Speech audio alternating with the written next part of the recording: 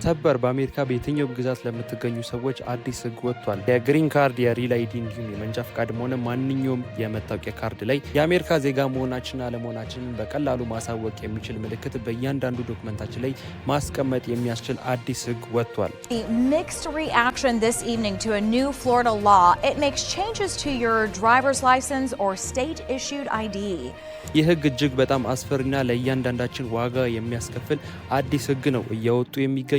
ይህ ህግ መቼ ነው ተግባራዊ የሚሆነው? እንዴት አይነት ዶክመንታችን ላይ ማለትም ምን አይነት ዶክመንቶች ላይ ነው ተግባራዊ የሚሆነው? እንዲሁም አጠቃላይ ያለውስ ነገር ምን ይመስላል የሚለውን በዛሬ ቪዲዮ ሼር ማድረጋችሁ ይሆናል። ነገር ግን ከዛ በፊት እኔ ለማታውቁኝ ሰዎች ጆስ ይባላል። እንደዚህ አይነት ከዩኤስ ኢሚግሬሽን ጋር የተገናኙ ቪዲዮዎች ስለሆነ ማዘጋጀው በአሜሪካ በየትኛውም ግዛት የምትገኙ በግሪን ካርድ ባሳይልም እንዲሁም በተለያየ አይነት አማራጭ የምትገኙ ኢትዮጵያን ቻናሉን ሰብስክራይብ ማድረጋችሁን እንዳትረሱ። እንዲሁም ይህ ቪዲዮ ግዴታ መስማት አለበት፣ ይህ መረጃ ይመለከተዋል ለምትሉት ሰው በሙሉ ቪዲዮን ሼር ማድረጋችሁን እርግጠኛ ሁኑ። ቪዲዮንም ላይክ ያደረጋችሁ ጀምሩት። ወደ ጉዳያችን ንግባ።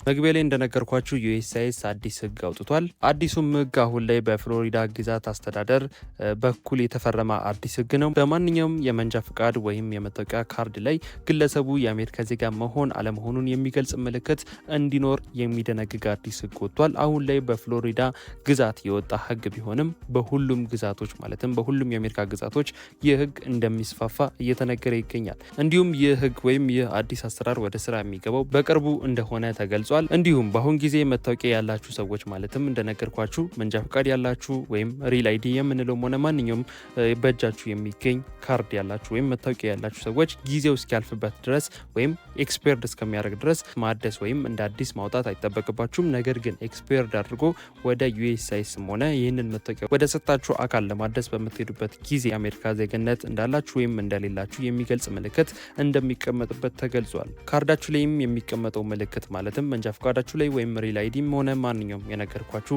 ካርዳችሁ ላይ አይዲያችሁ ላይ የሚቀመጠው ምልክት የአሜሪካ ዜጋ ለሆኑ ሰዎች ሲቲዝን የሚል ሲጻፍበት ወይም ሲቲዝን የሚል ጽሁፍ ሲቀመጥበት፣ ዜጋ ላልሆናችሁ ሰዎች ማለትም የአሜሪካ ዜግነት ላይ ሌላችሁ ሰዎች እንዲሁም ሬዚደንት ላልሆናችሁ ወይም ሬዚደንት ካርድ ላይ ሌላችሁ ሰዎች ደግሞ ኤንሲ ወይም ኖት ሲቲዝን የሚል ምልክት እንደሚደረግበት ተገልጿል። ይህ የነገርኳችሁ ሲቲዝን ወይም ኖት ሲቲዝን የሚለው ወይም ኤንሲ የሚለው ምልክት የሚቀመጠው መንጃ ፈቃዳችሁ ላይ ወይም ማንኛውም አለኝ የምትሉት አይዲ ላይ ዶክመንታችሁ ላይ መሆኑ እየተገለጸ ይገኛል። ዩኤስሲአይኤስም አያይዞ አላማው ማለትም ይህን ነገር ማድረጋችን ትርጉሙ ወይም ጥቅሙ ምንድን ነው የሚለው በተናገሩበት ወቅት ይህ አዲስ ህግ የምርጫ ስነስርዓቱን ለማጠናከርና ድምጽ የሚሰጡ ሰዎች ዜግነት ያላቸው መሆናቸውን በቀላሉ ለማረጋገጥ ማለትም ለምርጫው ማለት ነው በቀላሉ ዜግነት ያላቸው ሰዎች ብቻ መምረጥ እንዲችሉ በቀላሉ ለመለየት እንዲያመቸን ነው ሲሉ ገልጸዋል። ነገር ግን በተቃራኒው አብዛኛው ህዝብና የፖለቲከኞች ማለትም የሰብአዊ መብት ተከራካሪዎች ማለት ነው ይህ አዲስ ምልክት ማለትም በየመታወቂያችን ላይ በየአይዲያችን ላይ ሁሉ የሚቀመጠው ሲቲዝን እንዲሁም ኖት ሲቲዝን የሚሉ ምልክቶች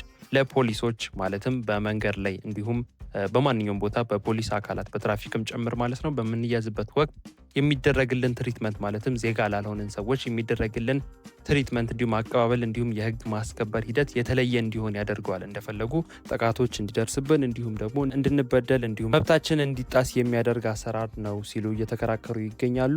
ይህንንም ጉዳይ ወደ ፍርድ ቤት ይወስዱታል ተብሎ ይጠበቃል። እስካሁን አልተወሰደም። ነገር ግን አዲሱ ያለው ህግ ማለትም በፍሎሪዳ ግዛት የወጣው አዲሱ ህግ ይህንን ይመስላል።